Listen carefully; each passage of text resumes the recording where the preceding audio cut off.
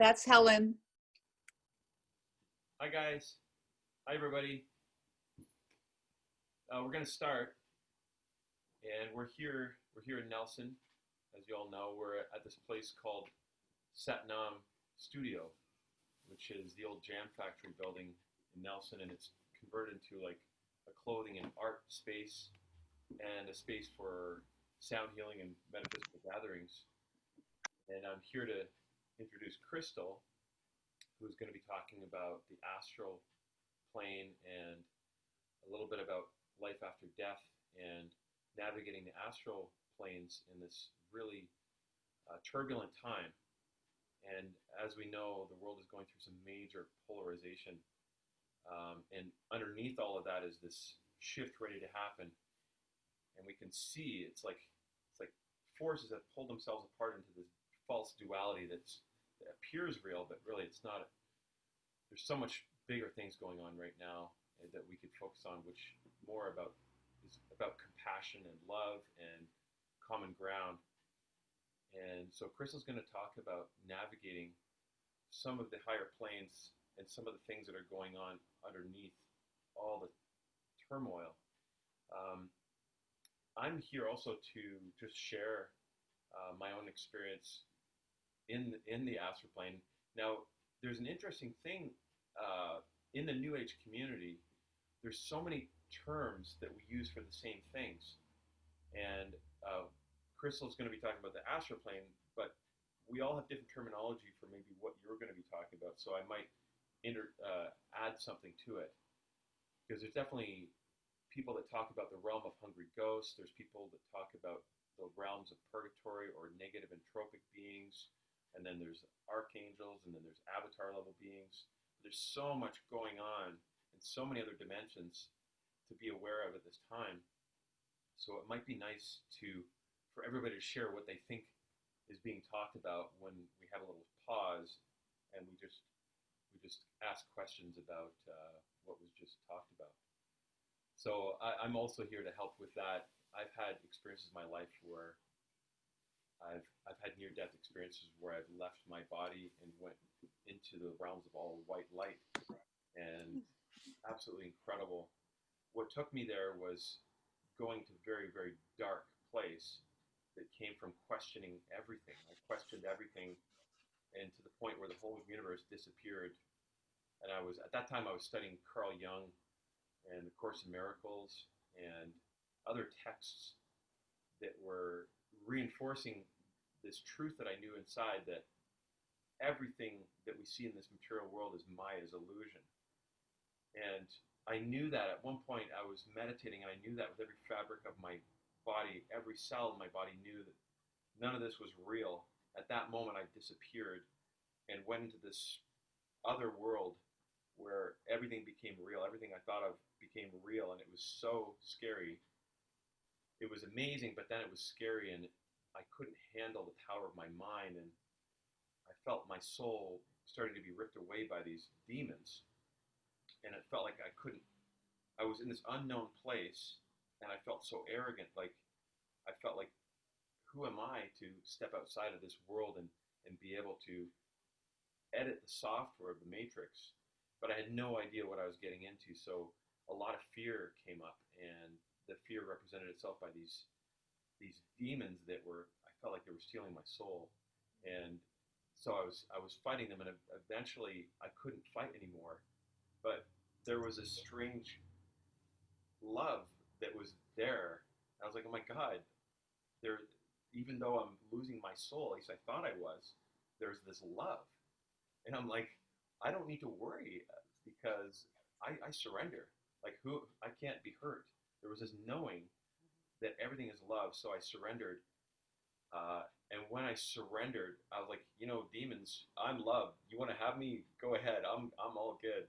And at that moment, I had my chest ripped open, and found myself sort of in many worlds. I was in my body, but yet I was in this other world, and my chest ripped open, and this white light ripped open this tunnel, this white light right in my chest, and I traveled through this beam of electrical lightning up into this other white light, world of white light, and I was surrounded by the most amazing, loving being that I could only really call God.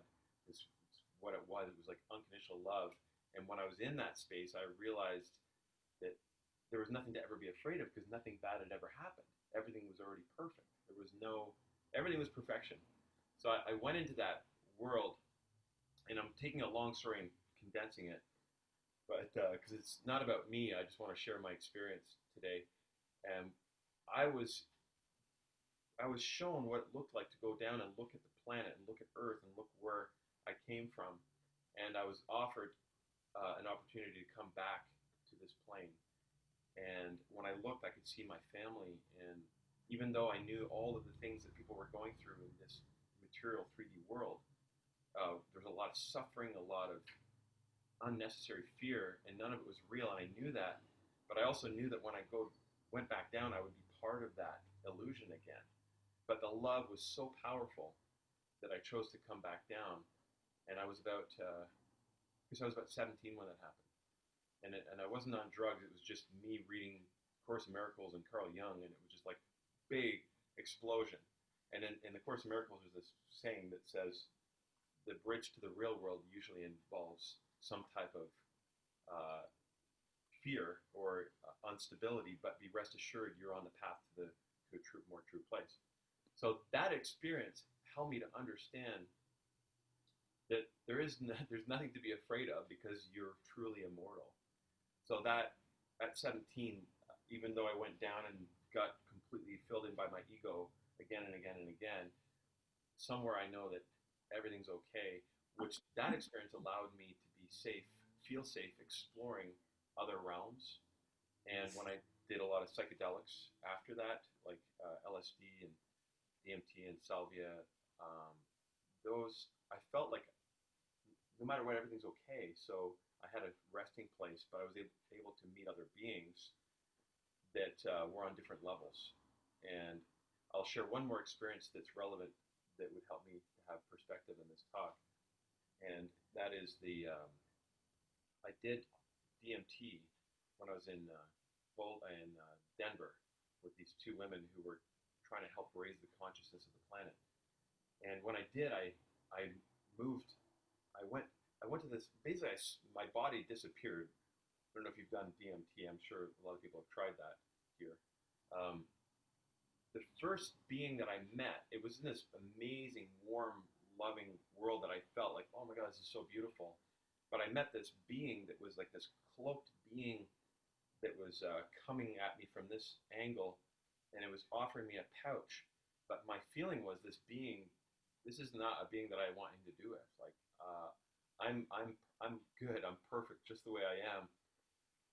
But it was almost like that being was part of my ego. It was like, this was a being from a higher dimension than here. If we're third density, that might have been a fourth density being. But there was something that I didn't feel right, that didn't feel loving about this being. It felt like a trickster cult leader type cloaked being with a hood. And it was all this magic. Oh, I'm a very powerful being, and I have a pouch, and you could be like me. It was like that. So I realized that there's these trickster beings, but I was like, this doesn't feel right. I sent that being love, and I love you. I said to this being, I love you, and I don't need this medicine you're offering me. Blessings. Thank you. I'm okay. I don't need that. And at that moment, I went way up to a higher plane, and I met this crystal being that was like all the colors of the rainbow. This most incredible being, and it took a little crystal white light and it planted it in my chest. And at that point, I had this upgrade. So, but in order to get that, so that being's like, I love you unconditionally, and I recognize this being. But it also was, you're perfect. And it was almost like I went through a test of the tricks of the ego, and that was that. That's what I think of as negative astral beings, or beings that are on a higher plane, and sometimes beings that are on a higher dimension that have went into the negative space. It could be called negative entropic beings. I think the Law of One calls them that, and they could be called negative astral beings. But this is what I'm talking about. Terminology could be confusing for people, but so those are the experiences that I've had that maybe give me some perspective on maybe what we're going to talk about today. So I just wanted to share that with you, and that's my experience with what those negative beings are. And all you got to do is offer love, and everything's going to be okay. That's my take on it. And although I probably oversimplified a lot of things. So I shared my experience, so thank you. And I'm going to introduce Crystal, who's going to talk about the Astral Thank Plane. you. Yeah, thank you. Thank you, Dan. Thanks, Dan. And I wanted Dan to share a little bit about his experience because I think they're extraordinary experiences with ordinary people. I'll just move a little closer for the sound.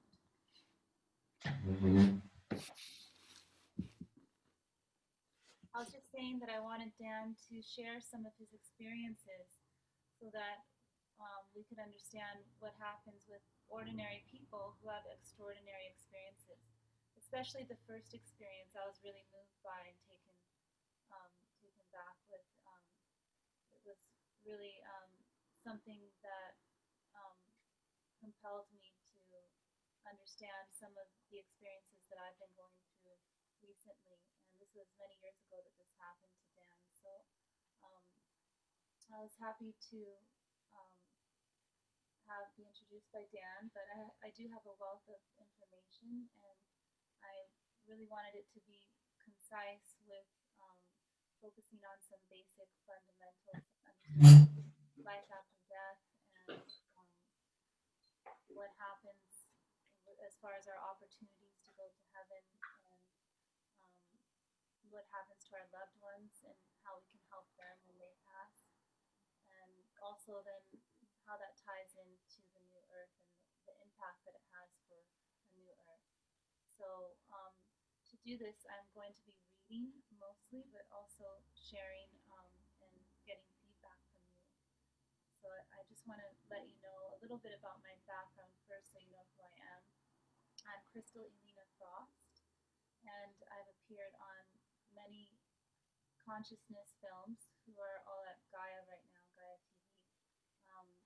Mona Lisa's Little Secret, The Voice, Quantum Communication, Hope for Humanity. It's all merged in science with spirituality, documentary style films wherein I share my spiritual experiences and also my understanding of how to meet our soulmates. So that's a little bit of what I've done in the public eye, but I've also had a course called Quantum Regenesis through David Sereda, and the course I was doing a lot of channeled material to share through God information that was coming through for the new earth. And now I've moved away from channeling, and I've just been receiving a lot of visions through dreams, through dream state. And I've been going on a lot of out-of-body journeys through the astral plane.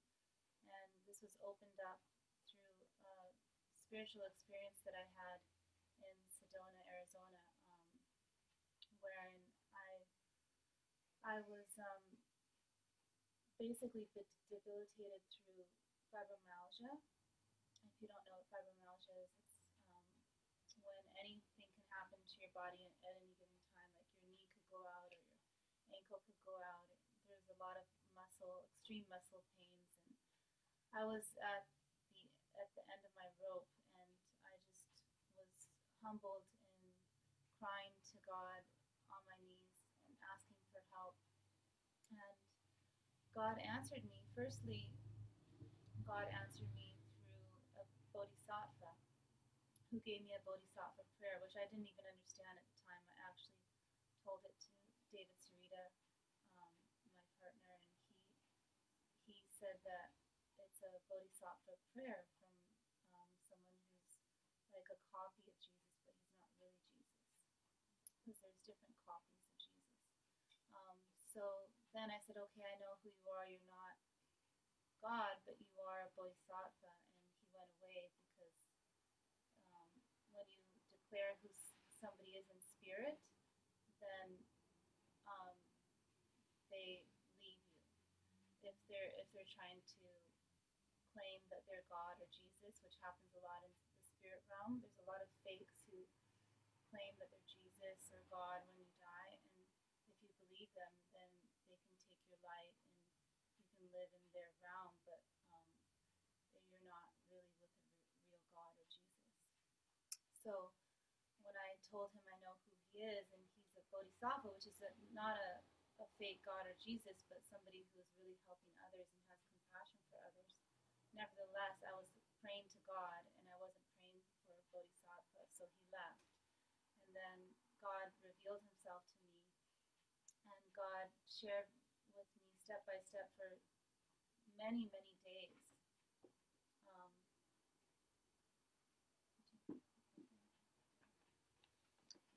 For many, many days.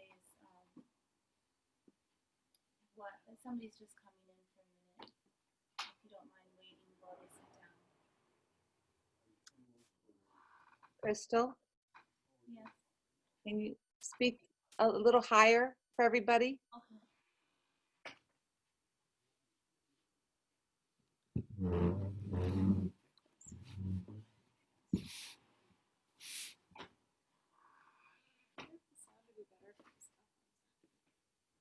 Okay. Thank you. We could even make it even smaller, like the cycle. And at that time, God was showing me some fundamentals in understanding God's light through ordinary life. Like when we bless our food, how we approach the food is with the awareness of everything that came to bring those different elements that are on your plate into being, and such as the farmers and the people who handled it. And he said to really notice where your food is coming from, and also who made your food and with what love. And so that was when he was sharing the understanding of bringing more awareness and love and presence within your food, which doesn't always have to be an actual blessing or a short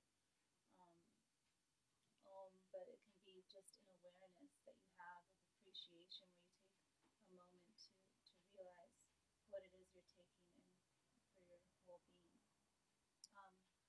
So that was one tool that helped me with hypoglycemia, because I was hypoglycemic as well, and I would get extreme migraines and extreme nausea if I didn't eat every few hours. So another thing he shared with me is taking cold showers, and cold showers regularly. Really, God didn't really go into details as far as what it means, but he just was showing me a path to him in the sense of raising my frequencies. So at this time, I was letting go of a lot of things through God as well. He was showing me to let go of things that I am not attached to and that I don't need to be attached to. So David and I at the time let go of a lot of furniture to our friend Katrine, and We can't hear you. oh, Sorry. Thanks for saying that. We'll just bring this a little. Yeah, everybody really wants to hear you. Yes. sorry about that. We'll just bring it right to you. Yeah, great. That's great. Thank you. Thomas, do you want to say?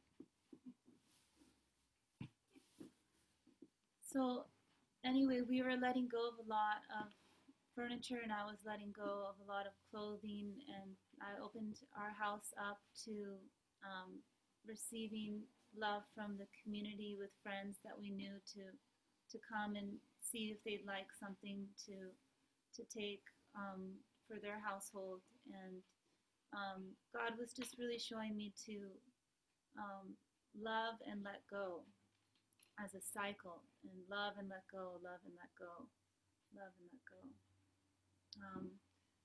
And so the understanding of that process jumped me into really high frequencies, and I was able to do things that I had never been able to do before, such as using my heart center in a meditation that expanded so far beyond my body and beyond my aura that I could feel the community.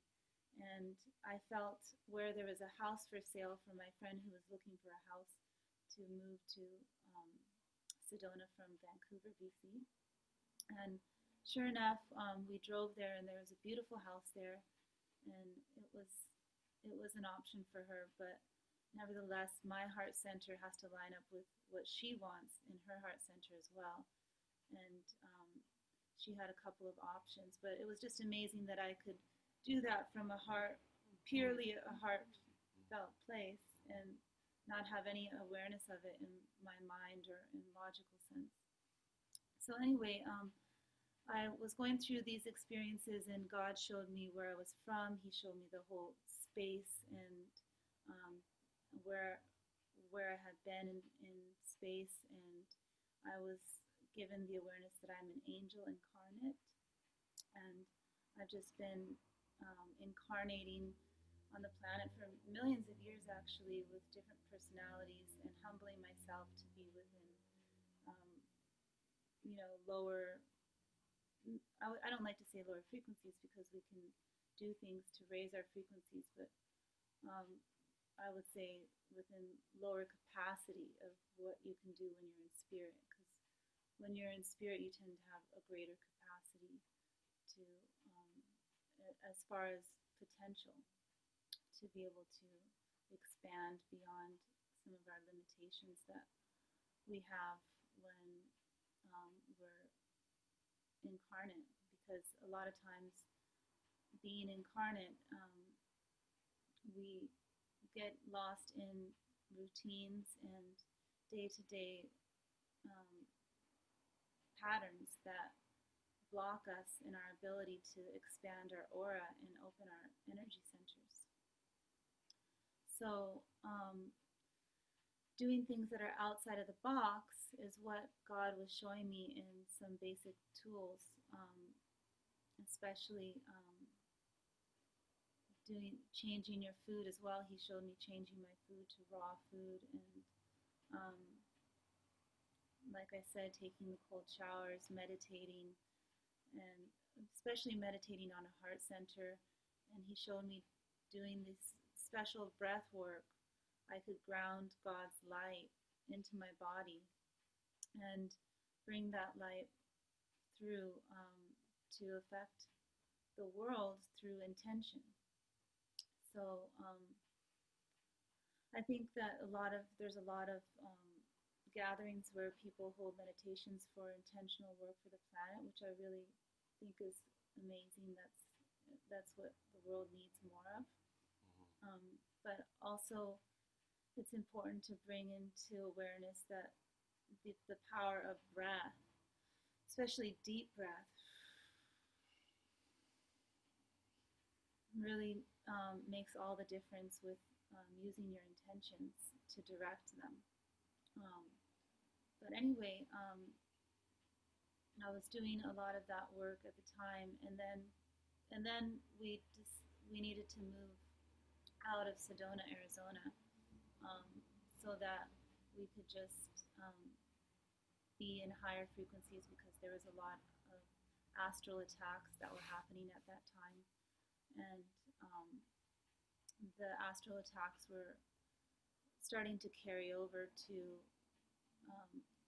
the human level as well. So like there were vans stationed outside of our house waiting for us, and strange things like our alarms going off in the middle of the night. But anyway, that was due to David Sereda, my partner. He has amazing technologies which actually heal people all the time from different things and different illnesses, and it's also very powerful technology that has many implications for military use and all sorts of things. So we had to leave Sedona, and God assisted in that move, and we were guided to be here in Nelson, BC, and at that time God said, now it's time to be normal. So a lot of the powers that I had at that time, which I had really deep psychic abilities, and also the power, like I was saying, of breath work, which was grounding God's white light through my body, left me when I became normal again. So that's a little bit about my deepest spiritual experience and my history. And I'm going to read a little bit now about the astral plane. Oh, did you want any questions with my experience? I think I'll say one thing that I'm aware of when you raise your vibration that much, there's certain rules in this dimension that we honor, because there's a form of love that respects the limitation in which souls find themselves. Anyway, my point is that when you raise your vibration very, very high, just like with free energy technologies, it raises sort of like a flag, and then we end up having to deal with it sort of ups this game where we end up raising our vibration, then we have higher potential conflicts that we have to deal with. So we have to reinforce our love at different levels when we raise our vibration. So what I'm saying is, like, the shadow parts can come in when we raise our vibration. It's like an opportunity for the darker parts of humanity in our shadow to be healed, which manifests sometimes as outside dark forces. That I'm just sharing. That was my experience with when you have attacks. It's almost like from my experience, an opportunity to reinforce the love at that level. I just wanted to share that, if that is relevant. That's beautiful, Dan. Thank you. Thank you.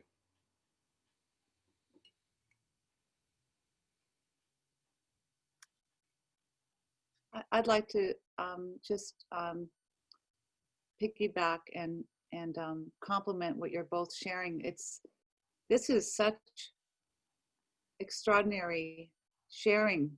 This is on a level that most people don't share. Okay, and this is so sacred, and it's so true that we each, I think, go through different initiations in our life, and everybody has different initiations. And most certainly one of them is meeting our own fears, and they manifest in all sorts of creative, ingenious ways. You know what I mean? And I've certainly gone through at least 4 that I know of, 4 initiations, where I went into what I would call the underworld. And Dan's right. All there is love, and when you bring love into it, you heal your fear, and nothing can touch you, because you're like my relationship to my fear was no longer attached to that, so it dissipates, and all there is love. It's hard, I think, for mainstream people to understand this when they see people that are going through that shadow side or going through that initiation. So it's something that would be great to be able to teach mainstream. So I think you two are a big contribution to this right now. Thank you. Thank you. Yeah, I'm really appreciating, Crystal, you sharing a lot of those experiences, because it opens my heart, and I know that it's important for us to talk about stuff that's happening on other levels. As esoteric as it seems, it's very relevant, because we all have to deal with, when we move into these other realms, we have to deal with the inner conflicts and share that, and we can all help each other. So I really appreciate you sharing. Hi, everyone. I'm Kevin. Hi, Can you hear me okay? Yes. Hi, Crystal. Hi, how are you? We're doing well. I want to just take a moment and say thank you to both of you for putting yourselves out there. And I had just kind of a comment, Crystal. I really have to honor your absolute tenacious ability to stay with spirit. And if anything, I do have a question. You know, we all, like, I know I struggle with that, and staying with the keeping myself pointed towards the light, right, off and on. And I've seen you just stay with it tenaciously. What keeps what keeps you there? How do you do that? I think just the driving force is not wanting an ordinary life. Wow. Wow. You just blew my mind. Yeah. Yeah. Thank you. Yeah, and also knowing that I think differently. Since I was a little girl, I always thought differently, and I always kind of thought differently than the majority of people. So recognizing things uniquely tends to go more in spirit than with the magnetic field of the group. Thank you. So thank you, Kevin. Oh, there you are. Hi. Hi, Suzanne.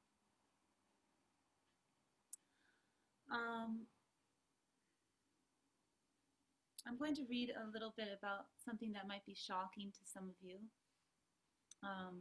but it's been my spiritual experience, and I feel strongly that this is a message from God that I've received in my dreams. And my spiritual experiences are without the intake of any drugs. But the dreams I'm experiencing go as far back as Adam and Eve in the beginning of time.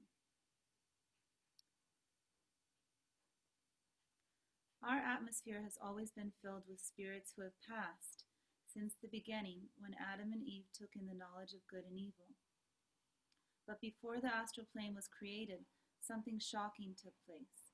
In my visions as an angel, I teach spirits who pass that it was not actually Eve who first ate of the fruit of good and evil. This was set up in the Bible to keep women down and revere the men. What most people don't know is that Eve actually followed suit. Adam was the first to hear the seduction, which was actually from a man disguised as himself in spirit, clear as day, eating the fruit in front of him. Adam then asked the same of Eve repeatedly, saying, "Yes, do eat the fruit. It is wonderful." After one day, she finally ate from the fruit, and all things changed. God then allowed the atmosphere to open to all the souls in the universe, hence our astral plane. These souls who were not able to reincarnate were envious of Adam and Eve. Many were in hatred and jealousy towards Earth because it was known as the Paradise Planet. The new astral beings were of lower emotions and from all over the universe. These souls were then able to influence Adam and Eve through their thoughts by the power of projection and a dual mind. Still, God was there for them and showed them the path to Him even through the dark.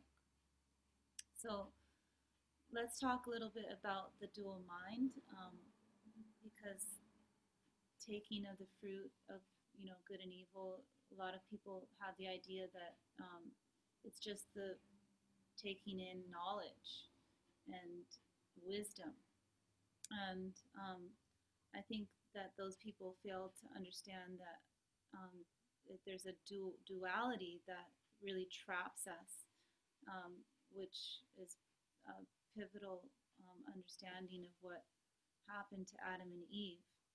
And the duality is something that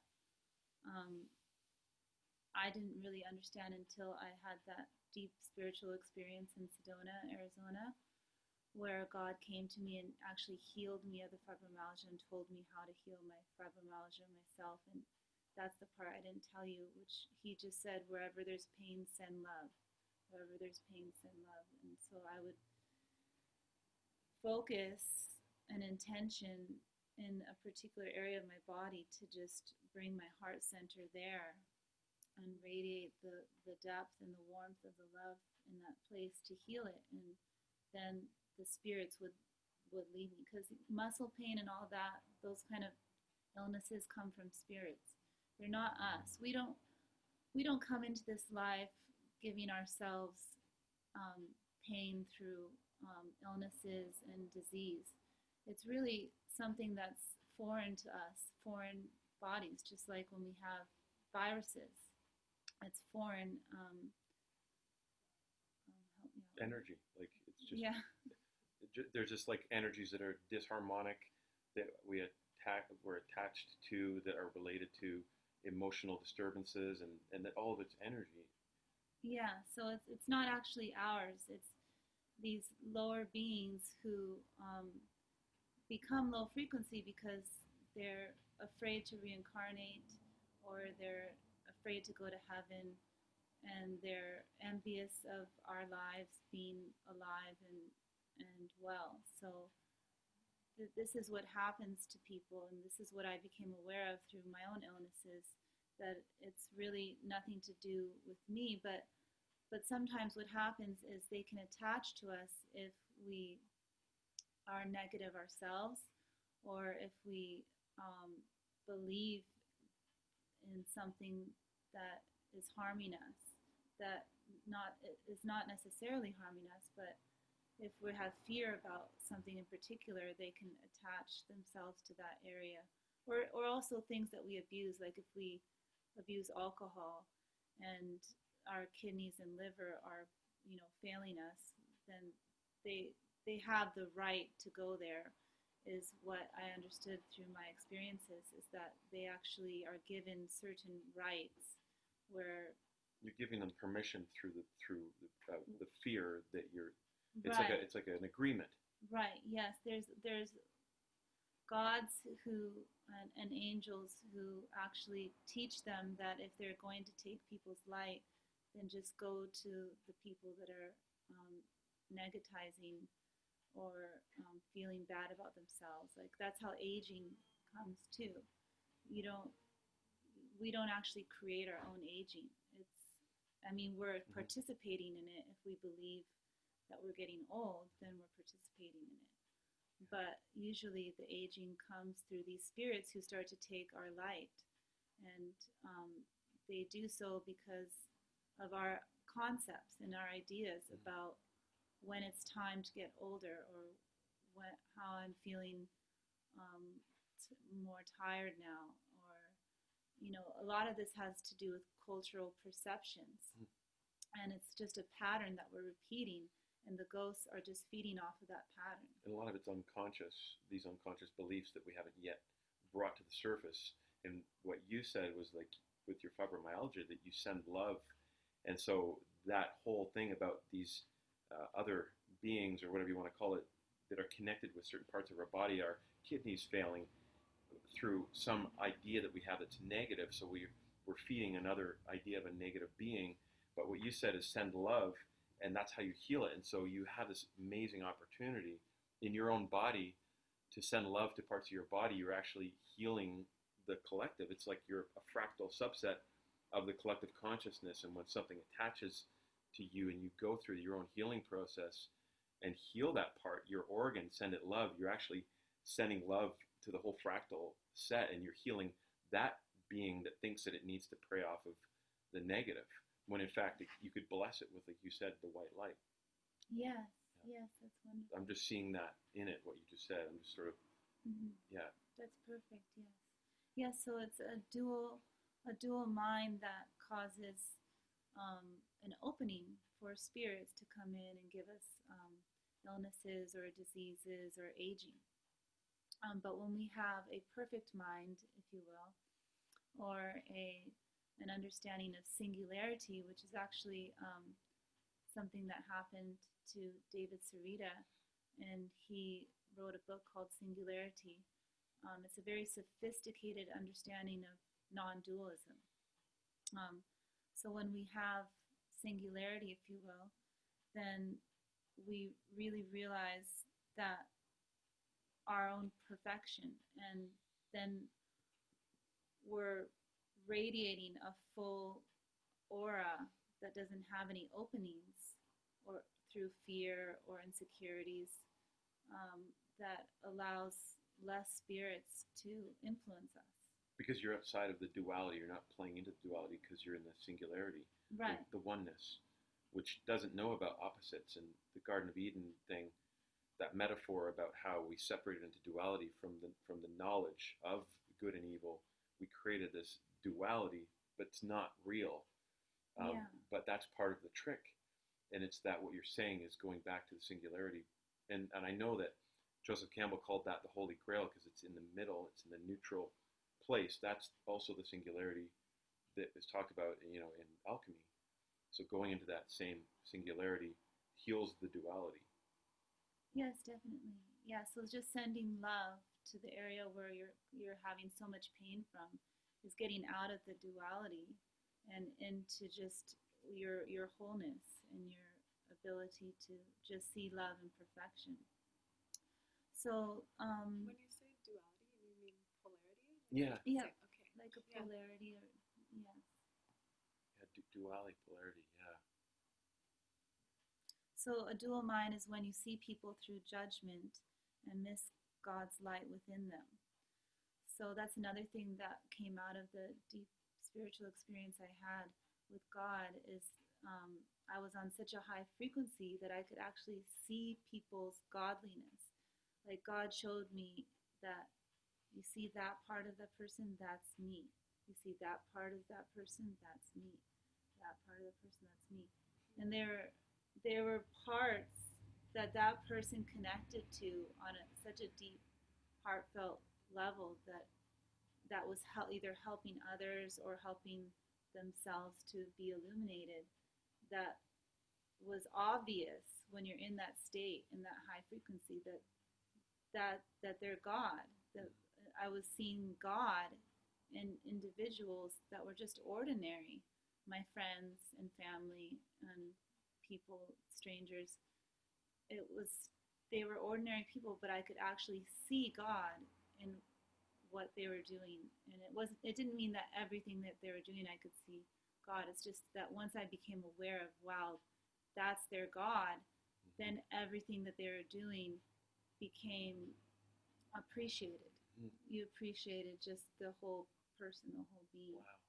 And you only saw their godliness because knowing their godliness was so huge that it spread out where you don't see a lack of, oh, that's not godliness. So you're seeing their light for them in that way, that sometimes people are not seeing that themselves. But when you're in that state you're talking about, which we can all get into that state, we're seeing the holy in everyone. And in seeing that helps help other people remember that truth as well. Yeah. That vision, to get into that state, is like one big part of healing that whole collective, the lower identity, but we see their higher truth. Yeah, definitely. That's what I'm hearing you say. Mm-hmm. Beautiful. So after this great spiritual awakening, do you have any questions actually? Is there any questions? I think you wrote, this is our question period. Anybody has any, it doesn't have to be questions, it could be sharing, like share your own experience about something that we just talked about.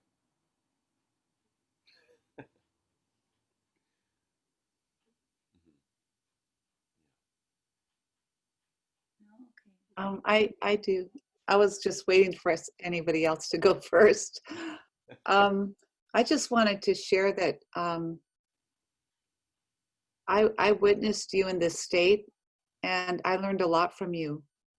I remember there was a point where you had to take every bite of food with love, where you had to take every step, every literal step in love. This is how profound the experience was that you were going through. experiencing that oneness, and it was extremely powerful.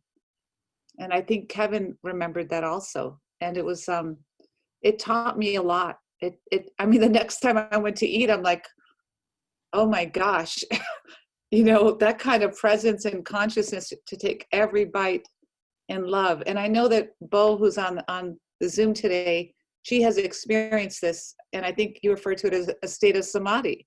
You know, it is very, very rare back then, and it's very misunderstood. You know, but you know, it was a profound. It is continues to be a profound experience, and it certainly it leaves a real imprint on people that are around those fields to witness it.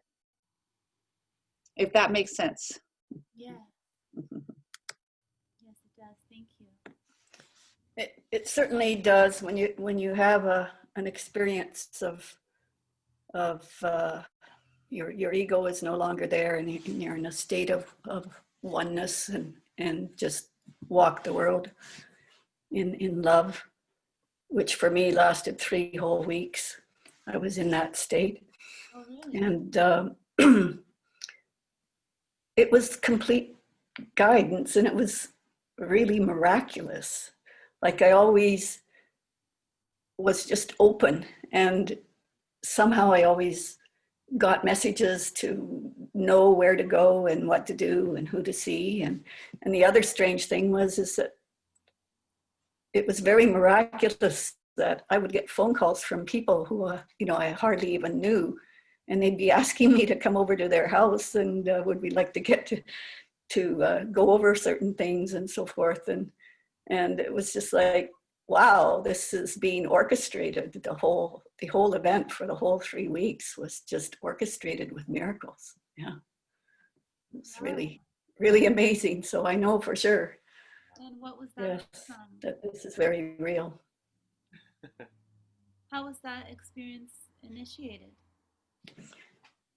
Yeah, I turn the speaker up here.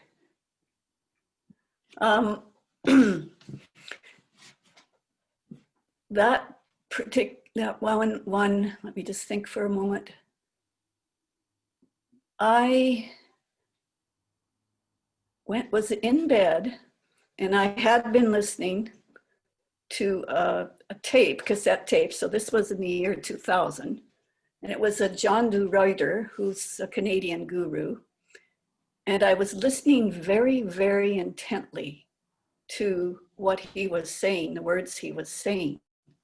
And he was in this discussion about flowing through the body, like your awareness flowing through the body. And I was in such a deep state I'd already been listening to it for 20 minutes or so. And all of a sudden, I found my consciousness flowing through my body. And it was incredible because it flowed up into my heart, and this energy just radiated. And I was in bed and had been in bed for a while. It was late at night. And I just lay there feeling this beautiful, beautiful energy. And I fell asleep. And when I woke up in the morning and I got out of bed, I looked around and I thought, wow, things have changed here. Like I could see light in everything. And there was this sense that I didn't, like I had to look at my feet because it kind of felt like I was weightless, like I was kind of floating. The weight wasn't normal. And I remember going downstairs, and one of the first things I came across was one of my hanging plants. And I looked at this plant and it was glowing with life and radiance. And I remember thinking, why haven't I seen this before?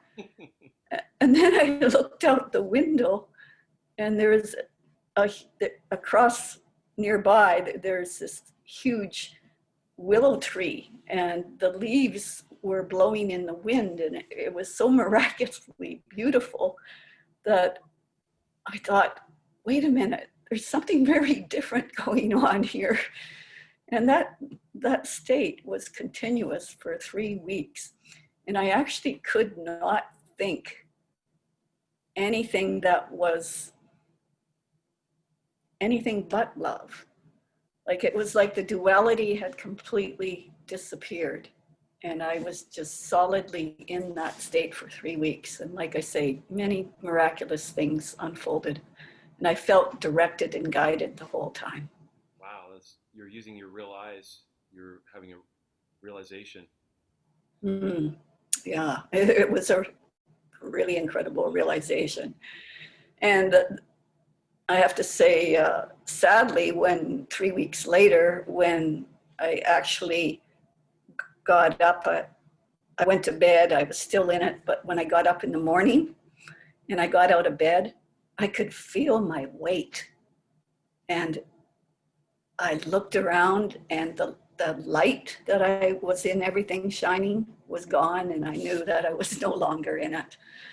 So I don't think the part that I'd like to talk about, you know, what it's like to be in that state and then come down into the sort of the heavier, you know, third density, heavier stuff. And I know a lot of people go through a depression sometimes.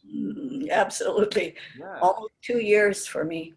So, I just didn't feel like I was in the real world, like, and I wasn't in the real world, but I just felt like I couldn't connect to the world anymore. It felt like cardboard, that it was lacking in this light that I had seen for 3 weeks and the liveliness of it. So it did take me almost 2 years to really get over it. Yeah, it was.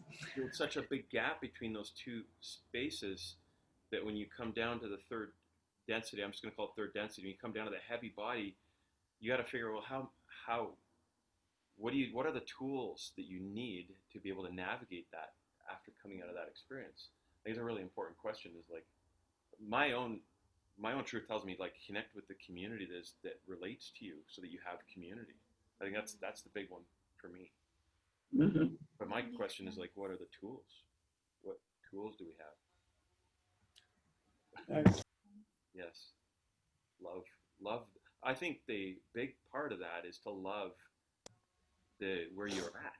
Like, love whatever you thought wasn't lovable, or what you thought was like low vibration. Love that, because now you know all that stuff that looks heavy, that is also love, and that's probably the good, working that muscle to love the limitation, to honor it, to say it's here for a reason. This too is for a reason. Can I share something? Please. Hi, thank you, Dan, and thank you, Crystal. I'm reflecting back on a moment in time, and this is such a great topic. I don't know if you remember this, Crystal. I was living in Canada. I was a devotee with Yogananda, and I was meditating. And then I came down to Sedona, and I was living with you and David. Yeah. Which was a whole new atmosphere for me. And one morning I just went outside really early, and I just went into meditation, and, you know, time just went by. I just got into such this amazing, loving, blissful state, right? Mm-hmm. And then I was kind of wrapping up my meditation, and I was walking towards the front door to go back in, and David opened it up just at that moment. And I said, "Oh, you know, hi, David, how are you?" He goes, "Oh man, I'm sick." And I remember saying, good, brother, you know, because it's all love, you know, and all I could see was the goodness, right? And then sure enough, I dropped out of that, you know, and my own desiring to hold on to that seems to be such a block, not to that moment, but to having that in my life all the time. You know, I want that. I want to grab it. I want to keep it. It just doesn't seem to be a reality for me.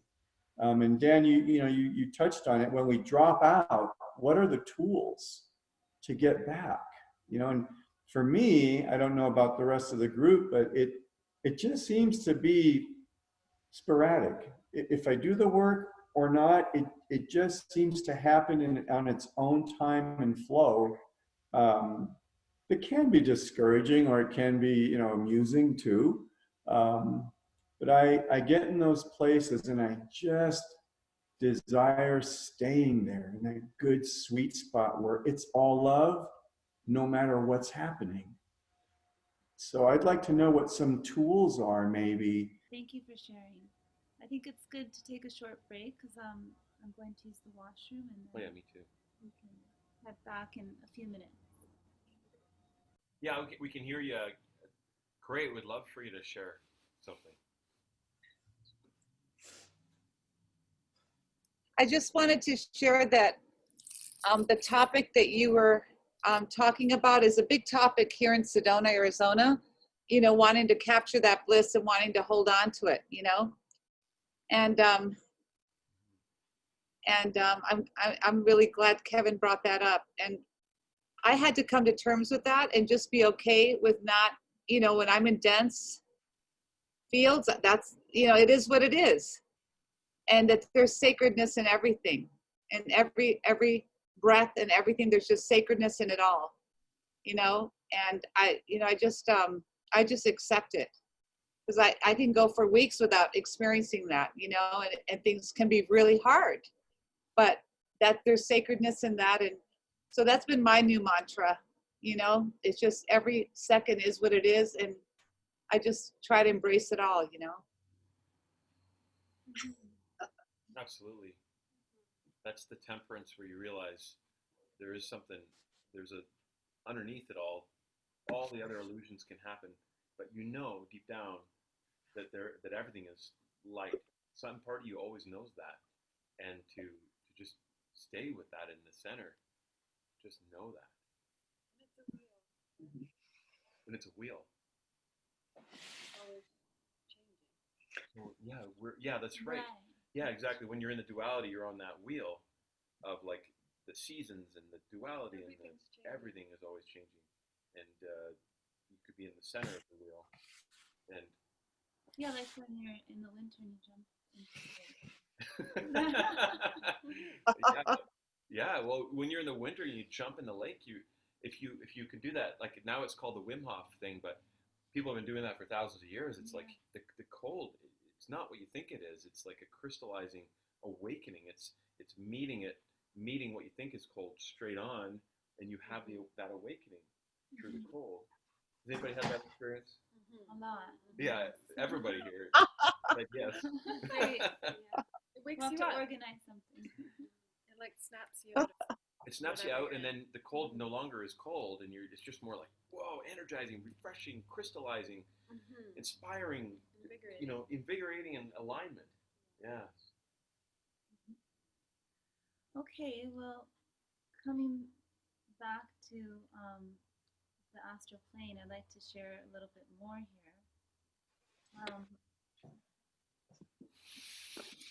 After this great spiritual awakening, God then opened up the astral plane for me. He did this for me to shine brightly within compassion for the beings who have passed. This began 4 years ago when I opened the central astral plane up to the light of God. This is called the mesosphere, which is 20 to 50 miles above the surface of the Earth. The mesosphere is a mystery zone in our atmosphere wherein scientists cannot collect data from, and they have no concept of what might be going on in this particular area of the atmosphere.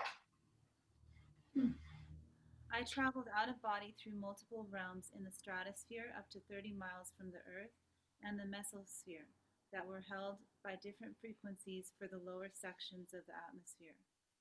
Each realm was divided by a gate with pretenders at the opening.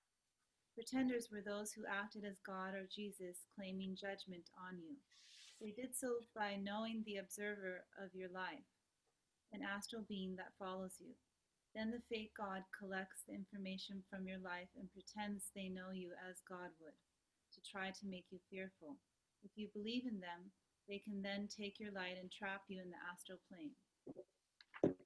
So this happens, this is a regular thing that happens in the astral plane. When people pass, if they don't want God with all their whole being, and they don't want heaven with all their whole being, they get lost in the different levels of the astral plane, wherein there are different beings who claim ownership of their soul. And they claim ownership of their soul by being tricky and manipulative and acting as if they are the God of this realm, or they're Jesus. And they have, like, almost like spies. They have other spirits who have watched you your whole life and collected all your information, so that they can have a chance at saying that they know you in all these ways to prove that they're God, or to prove that they're Jesus.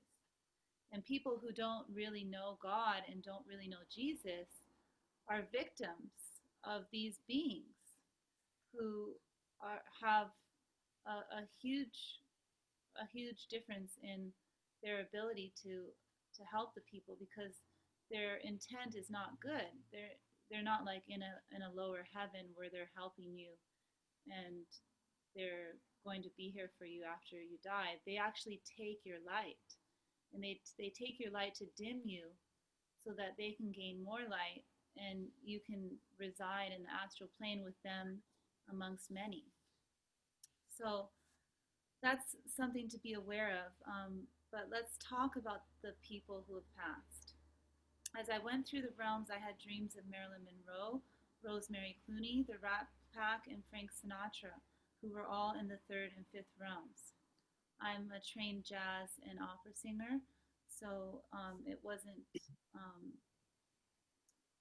strange that I was dreaming of Rosemary Clooney, who I really loved in White Christmas, and also carried her CDs. And Frank Sinatra, I loved the most. I sang his songs, especially Fly Me to the Moon. And Marilyn Monroe, I had appreciation for, and I actually owned one of her photography books. So these are people that I actually saw, and I was wondering why they got caught in such low realms in the astral plane.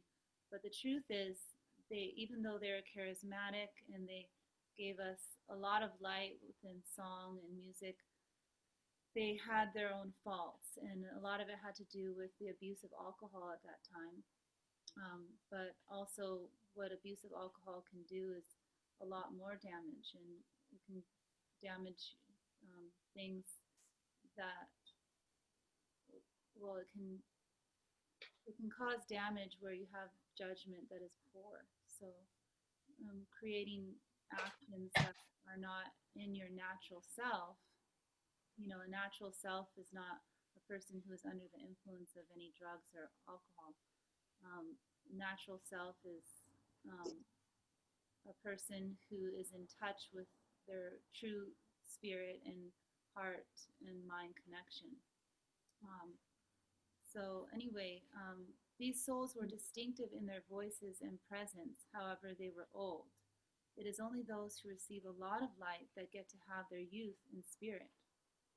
So it's amazing to think that the people that we knew as icons for beauty are now spirits that look old.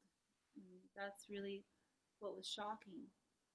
But it's not uncommon, and it's known that you really gain your youth if you go to heaven. Then most people in heaven are around age 27. Um, and you get to choose a lot.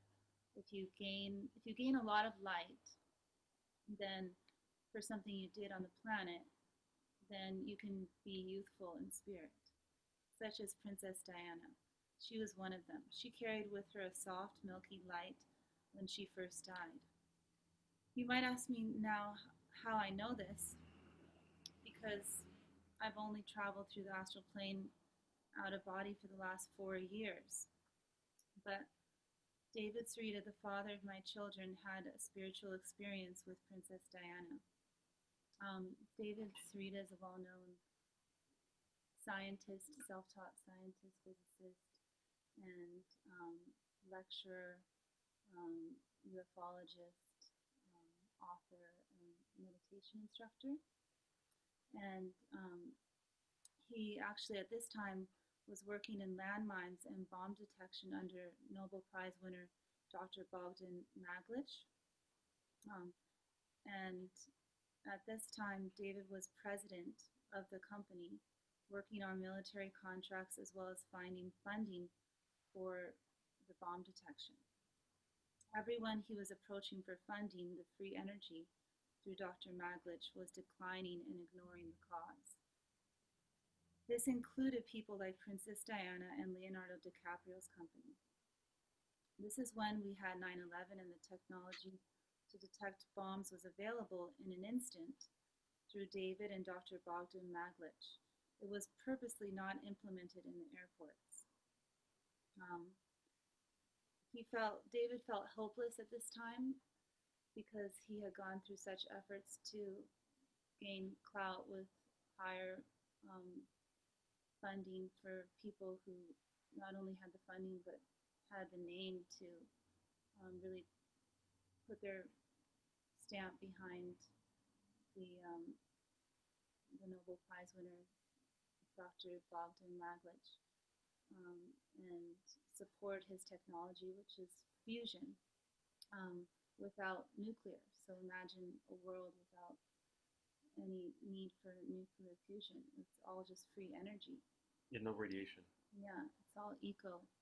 So that was the major thing, but they already had bomb detection and they already had the ability to scan any chemical makeup at the airport and to detect if there was bombs in an instant, and nothing got implemented. And the right people knew about this, and nothing was being done about it. So he felt hopeless. And one day, when he was living in his yurt, which was in Topanga Canyon on his father's land, there was a downpour while he was sleeping, and he decided to just let himself die of hypothermia. Because he felt hopeless with, not getting the right, going to all the right people and not getting the funding for these huge things for the world.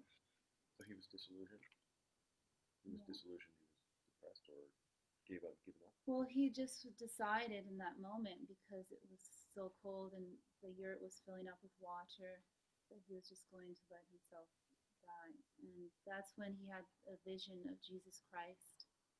And God came to him and baptized him with, took him out of body firstly, and then baptized his spirit body with a white cross that was in the form of water.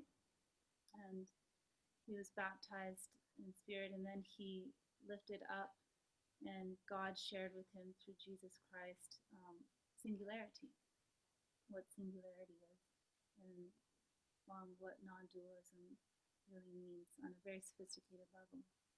So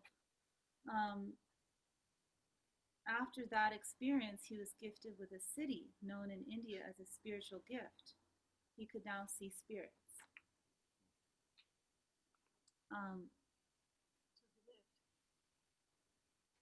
Oh yeah, he lived. So he was. It lived in his. He could So see. he wanted to let himself die of hypothermia, but he actually Yeah, was but reborn. he lived. Yes, reborn. Wow. So that led to Princess Diana actually going to his yurt after she died. Yes, and she visited him for 3 days in a row, and she was quite bewildered and didn't understand why she was there, and she didn't. It's like she had no control over it, but she was just appeared in his yurt. But this is David, your partner. Yes. Okay, sorry. And then he was just under the covers, wanting to understand why she was there too. But he later, David, this is how David explained the story to me, that he didn't understand it either. But really, what I put together was astounding, because Princess Diana didn't understand it at the time, but when she went through the astral plane after the 3 days of being with David,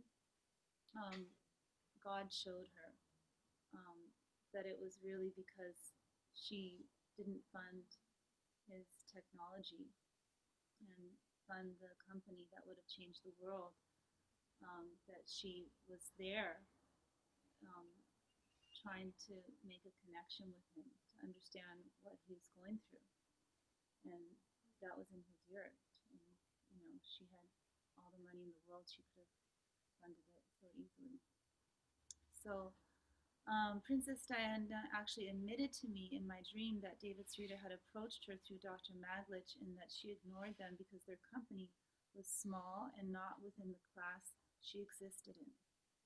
David had not shared this part of the story to me, so I asked him, and then he revealed that yes, the facts are true. He did approach her. I know it's hard to believe, but Princess Diana was one who fell to the first realm of the astral plane. She had the most light, but she had already lost most of it simply by being in the astral plane. It's a sad story because of the work she accomplished as a humanitarian. However, her efforts to take down landmines led to very little. She failed David Sereda, Dr. Bogdan Maglich, and humanity by denying them when they approached her. This is why her karma was not great enough for heaven. Dr. Maglich's fusion would have changed the world to clean energy. Many people, including David, had shares in his company, but it was a private company that got taken over by the government, keeping shareholders in the dark. Regardless of Princess Diana's inability to implement landmine detection, she affected a lot of people in those countries and across the world, wherein she brought more compassion and love to the awareness of the landmine victims. Therefore, her work on the planet gave her a soft, milky light that allowed her to carry on to a goddess realm. However, she did not want to go to a goddess realm.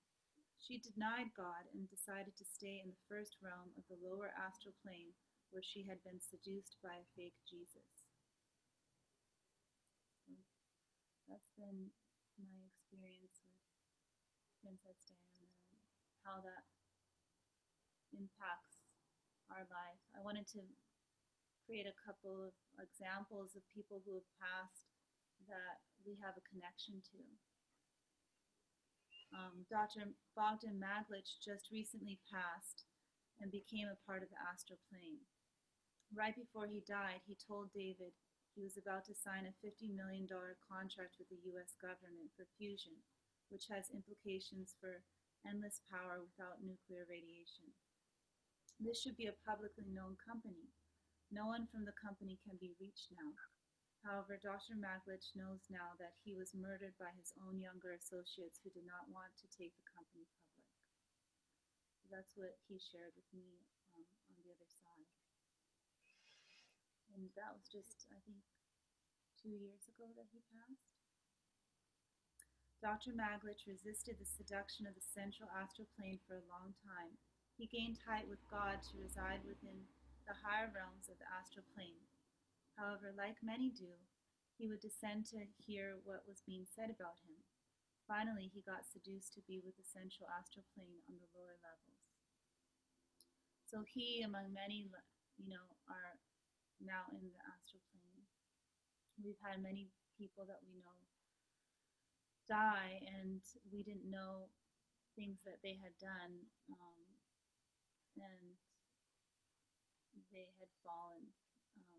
So I'd like to first ask you if you have any questions, and then later I'll share about how we avoid falling to the astral plane. Crystal, can I say something? Yeah. Oh, cool, David. I'm Hi. not going to show my face. I'm just going to do audio. But it's actually very amazing to hear Crystal, her insights into both Diana and Maglich. But I just wanted to clarify two things there. And one is that when Diana appeared to me, she had a milky white aura. And in the Tibetan Book of the Dead, if you have a soft white light, that's not the light of heaven. That's the light of the realm of the demigods. And I saw her physically in my yurt for hours, and I hid under the covers, and she wouldn't go away. And she told me that she was killed. She was murdered. And she knew that, but yet at the same time, she didn't have the brightness to go to the real light. She was a pleasure goddess. I mean, if you look at her life, she definitely was into high worldly pleasures. And we did approach her company, and like many environmental organizations, they're mostly just creating jobs for lawyers to write legislation, but they actually told us we don't fund solutions to landmines, we just fund legislation and education, which I thought was a really depressing, considering how many mega millions she raised in her incredible name. And it's true that there was very little actually improved in the situation of world landmines. The most landmines in the world, believe it or not, are on the Egyptian-Israeli border. And Cambodia is much smaller. And also the North-South Korean border is where you see most landmines. Children who play with old war toys in Europe still get blown up by landmines to this day. There's about 26,000 victims a year, and many of them are kids. And the second thing about Magwitch is Magwitch was one of the most prestigious physicists in the world. He received a citation award from President John F. Kennedy. He's one of the discoverers of one of the most important subatomic particles ever discovered, which was the Omega Meson, which is, and Magwitch, his fusion would have changed the entire world. Every environmental organization in Los Angeles turned me down when I worked for him as director of the Tesla Foundation because they were only interested in hiring lawyers to write laws that don't really do anything and to educate people about the problem. They were not interested in the solution. So when just before Magwitch died, I was able to solve one of the remaining problems in nuclear fusion technology. He was offered $50 million from the US government. And then I said, how's your health? He said, I'm swimming every day. Everything feels great. Don't have any heart disease. Just got a checkup from the doctor. And then Magwitch died 2 weeks later, which I suspect, I'm highly suspicious of, because his current CEO, and I'm a major shareholder, will not speak to me or anybody. So with that, I just wanted to clarify. Thank you. Thank you, David. So, Thank you, David. thank you, David. That was good information. Out of to bring it back into a certain context in my mind, I think it's important to talk about when people die.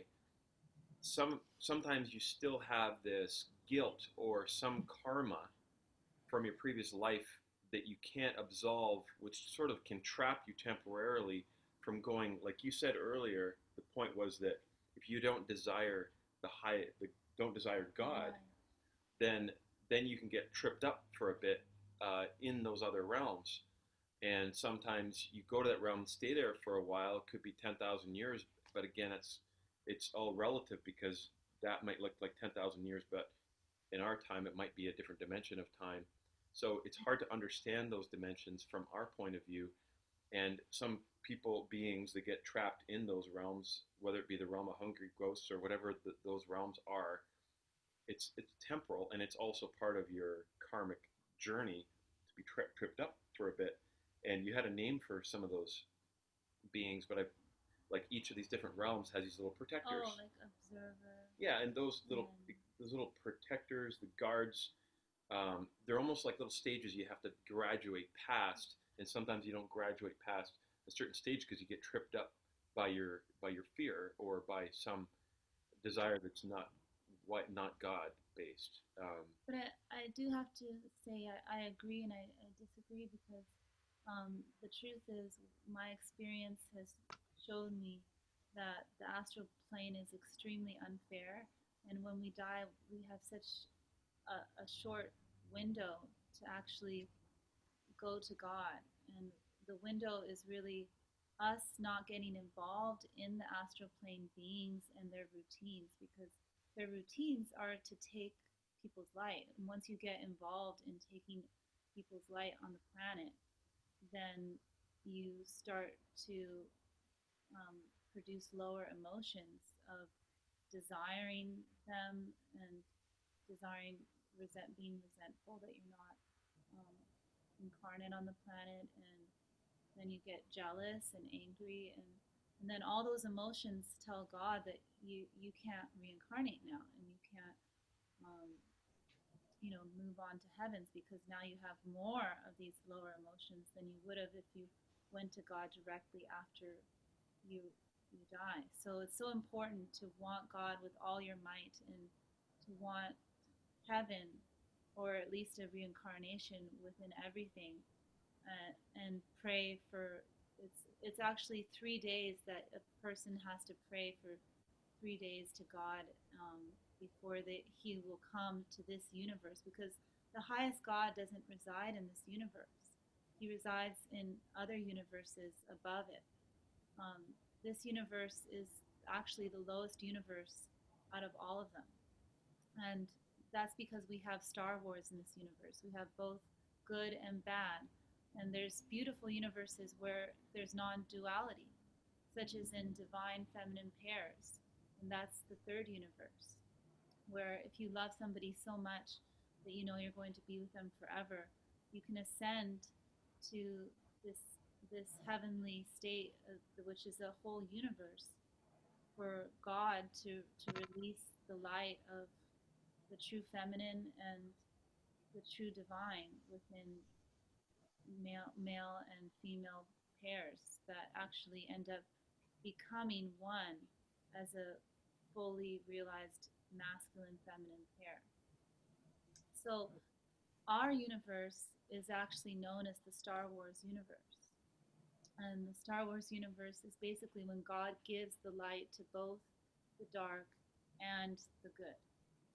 And he does that because if he didn't give the dark any light, they would just become more dark matter in the universe. And we have tons of dark matter in the universe, and it doesn't support the expansion of the universe.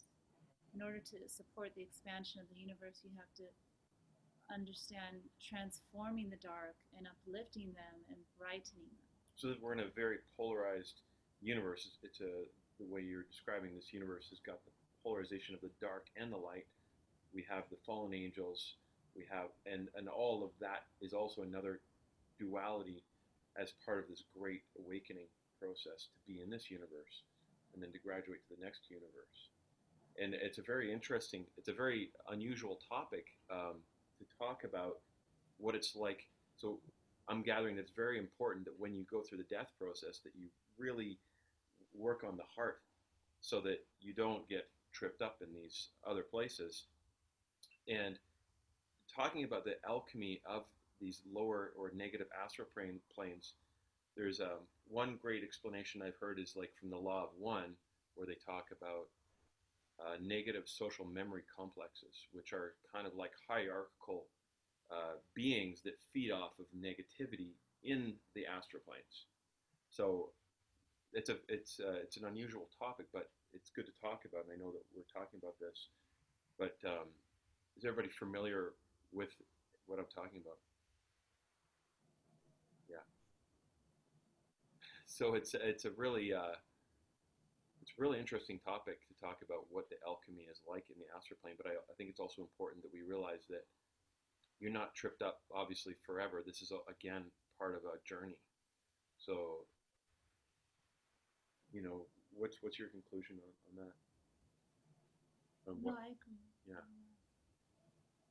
But so not to get stuck on it, but just to know that there's little trips, little fake false prophets along the way, But if you're in your heart, the negative entropic beings, they want to prey off of the fear.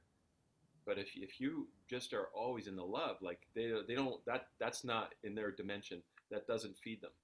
Yeah, you have to be in your heart awareness even when you die, which is the biggest challenge, because we have so much drawing us to people we love, and drawing our heart, letting our heart go to people we love after we pass, doesn't help us to ascend or get out of the astral plane. The average soul has stayed in the astral plane for 10,000 years. Most were afraid to reincarnate because they thought they would lose themselves and not remember who they are from their last life on the planet. This is because we all partake in an unawakened state when we take birth. When a soul is in the astral plane for too long, God denies reincarnation to these beings who remain in our atmosphere because they become too saturated with lower emotions from desiring to be alive and taking people's life. Since the shift has been happening over the last 39 years, more people are falling to the astral plane. We used to see 60% who die that fall to the astral plane, whether they are in the highest realms or lower realms. Now it is 70% of people who are seduced to stay in the astral plane. You see, you have to want God and want heaven with your whole being to gain height above the astral plane. The rule of thumb is to call to God for 3 days while doing no harm to anyone on the planet. Then you are given the opportunity to either reincarnate or to go to higher heavens through an initiation of letting go of a soul part from the life you just lived. Traditionally, souls who pass and do not look for God end up staying in the lower atmosphere of the earth. They are then the lower frequency beings because these beings are mostly jealous and resentful. Both Princess Diana and Princess Grace were too attached to their life incarnate and the people they loved. Princess Diana was also very resentful and angry that her life was taken because she knew it was a murder. You cannot hold these lower emotions and transcend to heaven. God asks you to leave behind a soul part that was with you in your life before reincarnating or moving on to high heavens beyond our atmosphere. This is what the ancient Egyptians understood and practiced. They would actually lift out soul parts that were no longer serving a person to gift those soul parts to the astral plane as an offering to transform the dark. This also helps you if you have any lower emotions that you cannot purge or simply let go of. Sometimes a particular soul part, we're usually born with 3 to 4 soul parts in our lives. So we're a blend of those soul parts, and they could be soul parts that from past lives that we've already experienced, that we decided, oh, I want to use that same experience, like when I was in France, and I want to be born in the US with my experience from France. So that's a soul part. But sometimes our soul parts can become corrupted with too much lower energies, lower emotions from resentment, anger, guilt, or just because of the circumstances that we're born with, or maybe because of our interpretation of our circumstances and what events unfolded. So in the Egyptian understanding of letting go of the parts, it's a celebration. And the celebration is to let go of the soul parts that no longer serve you, and to give those soul parts up to the astral beings, wherein even though it's not serving you anymore, it actually can serve the dark because they're not as evolved as you, for instance. So they can be brighter with your soul part that are not serving you. So some of these Egyptian traditions were also kind of like making sacrifices to lower gods. Like that's what I'm getting, is that there was a tradition. I'm talking about the ancient Egyptians. Oh, the ancient Egyptians, yeah. like the first Egyptians, like way back before the modern Egyptians, the ones where there was the pharaohs and the like Anubis and those beings. right. Yeah, Yeah. I see. Interesting. Or are there any questions? Yeah. Okay. Does everybody have any questions? We covered a lot there, and a lot of stuff is going through my head when you talk about this. So I'm imagining all these different things and all these different places where we could interject and explain some of the alchemy of some of the stuff you're talking about. There's like when you talk about there was at one point you were saying people that go into these astral planes, and if they don't desire God, they get stuck, but they get sort of tricked. And you were almost describing it, and what I thought about that is that's like joining a secret society or joining the CIA. You become part of this cult, in like an astral cult. Yeah. You know what I mean? That's what I was imagining. It's like being in the CIA in this secret society. True. Yeah, like, your thing sounds like life on Earth, or like Yeah, it's like it's the same thing that's happening on Earth, except it's happening in the astral plane. To, like vampires, Yeah, like energetic vampires. yeah, like the Bilderberg group or some like lower vibration people that play off of fear. And then there's the Bilderberg group astral beings that work with them and the Rockefellers and whoever the heck they are, Trilateral Commission, that have their own agendas Like on the astral plane. It just continues. The same duality is continuing in the astral plane. Yeah, but I mean, it's just there's like no escaping it. yeah. Well, it seems like there's no escaping it, but it's Unless you another. go to God. It goes straight to the white light. And you know, Dan, Yeah. I'm not as well spoken as you at all when it comes to these topics, but I just have to hand it to you guys for taking on such a complex, multi-layered, in-depth topic. I mean, I love this. And, you know, like what I've kind of come to just like through various, you know, teachings of people that have gone to the other side, and maybe through death and life experiences, and also living avatars on the earth, their take on it. They literally talk about this, and you know, everything is a projection of our mind. So yeah, these societies are real within this illusion that we're living in, you know. But not ultimately real. They're just like tricksters almost. Well, yeah, exactly. And but all I wanted to say was, and Crystal knows this and you know this, but it's all happening, and there's such a creative variety of what's happening, the dark and the light, you know, because we're such creative beings. The way we're so creative with our minds, you know what I mean? So creative.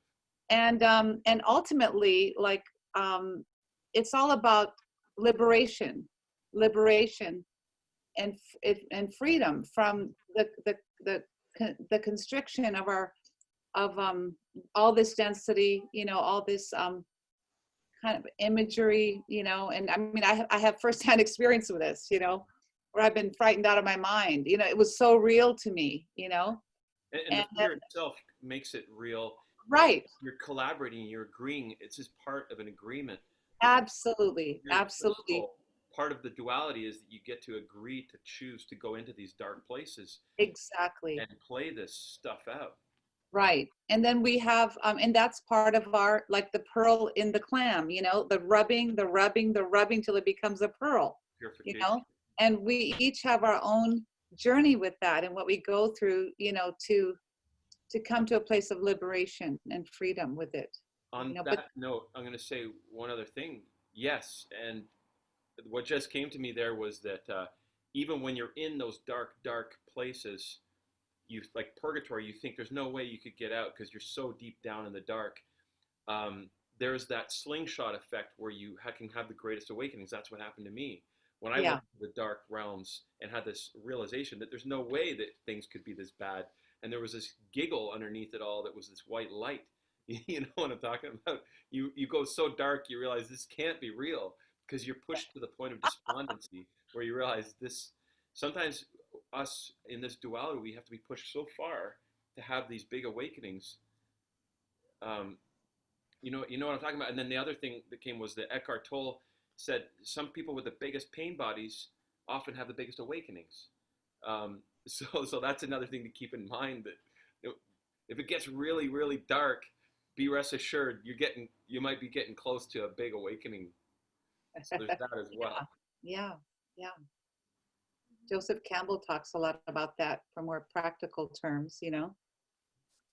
Yeah, that's true. I absolutely love Joseph Campbell. He's been one of my mentors since I was a teenager, and he helped me navigate. Him and Carl Jung helped me navigate life and Course in Miracles.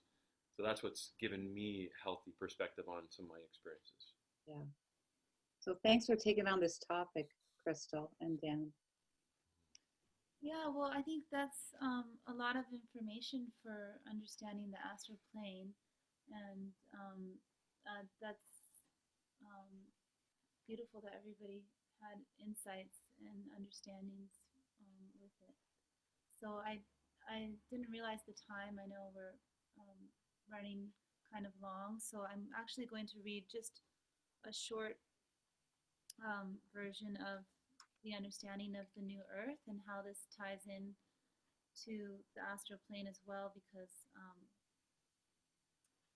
the astral plane beings are not going to be attracted to us when we have certain foundations within ourselves as far as an awareness of who we are for the new earth. So the earth carries our depth through the word of God. The word is silent.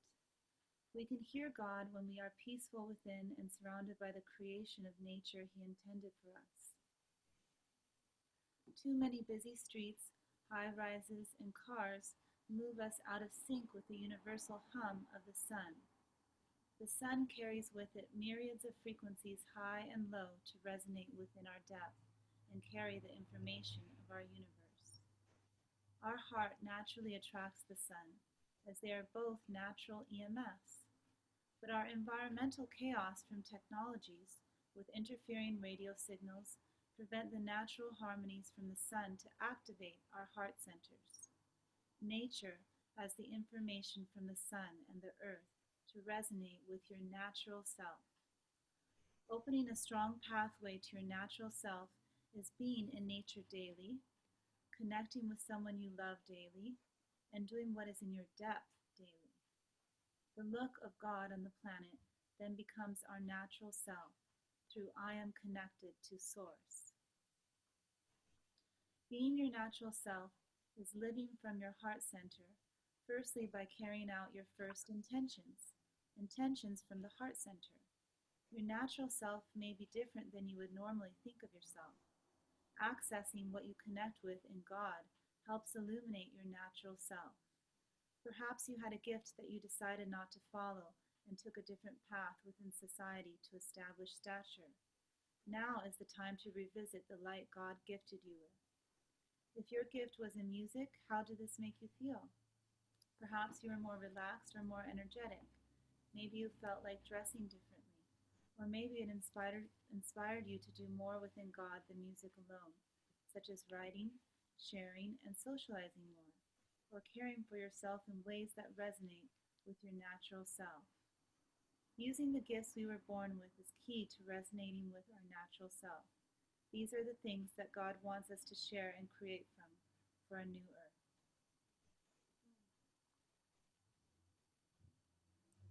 That is beautiful. That is beautiful. Yeah.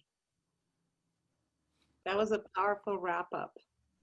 That is I love beautiful. it. And where we are now in Nelson, Ursula was inspired to create this space, Sat Nam, from the Meditations for New Earth celebrations. And we had a Lama festival way up in the forest. We did a great prayer, and some of us that are here were there.